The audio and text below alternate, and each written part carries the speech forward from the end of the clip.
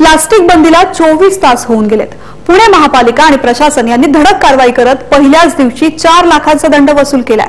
पुणेकर महिलांनी प्लास्टिक बंदीचं स्वागत केले, मात्र अंमलबजावणी चुकीच्या पद्धतीने केली जात असल्याचं मतही व्यक्त केलंय। आकारण्यात येत असलेला दंड मान्य नसून यावर जनजागृती करून दंड कमी करण्यात यावा अशी अपेक्षा या महिलांनी व्यक्त केली आहे। त्यांच्याशी बातचीत केली आहे आमचे प्रतिनिधी अमोल धर्माधिकारी यांनी। राज्यात प्लास्टिक बंदी होऊन 24 तास उलटलेले आहेत, मात्र काही नागरिक जे आहेत ते अजूनही नाराज आहेत।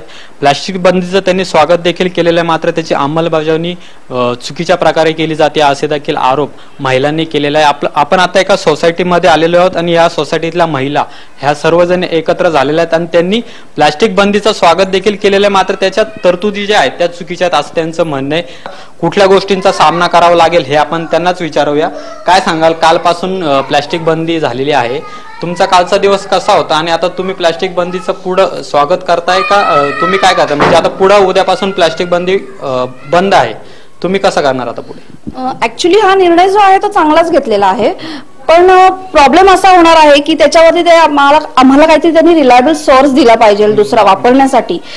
भाजीला जायचं म्हटलं तर मग सगळ्या भाज्या, फळभाज्या, पालेभाज्या, फळं, दूध, अंडी सर्व एकाच याच्यात आम्हाला कॅरी करावं लागतंय आणि ती बॅग जी आहे, कागदी बॅग जी आहे ती एवढी वजन पेलू शकत नाहीये आणि फ्रीज मध्ये स्टोअर करताना आम्ही वेगवेगळ्या सेपरेट ठेवत होतो कॅरी बॅग मध्ये वगैरे। आता सर्वच ते फ्रीजच्या ड्रॉवर मध्ये सर्वच एकत्रपणे ठेवावं लागणार है। मेरा एक्सपीरियंस है कि मैं दूध डेयरी में गई थी दही और पनीर लाने के लिए, तो लिटरली वो दुकानदार बोला कि अगर आपके पास में डब्बा होगा तो फिर हम आपको दही और पनीर देंगे।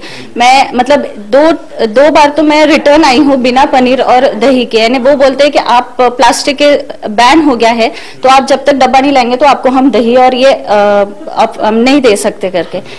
हाँ, केले ते छानच आहे, पण मला काय वाटतंय जर आमच्यापर्यंत बंदी आणायची होती तर डायरेक्ट त्यांनी नाही का जिथे प्रोडक्ट मॅन्युफॅक्चर होतं तिथं जर त्यांनी आधी बॅन लावला असता तर आमच्यापर्यंत ते दंड भरण्याचं आलं नसतं आणि आता आम्हाला जर बाहेर जावं लागलं असतं तर 5,000 रुपये कॅरी करून बरोबर घेऊन जावे लागतात ना। मग आता जर वेळेस का दंड भरावा म्हणून का 5,000 बरोबर न्यायचं ना, असं प्रत्येकाला मॅनेज नाही होत। व्हिडिओ जर्नलिस्ट धनंजय भगत सोबत अमोल धर्माधिकारी, जय महाराष्ट्र।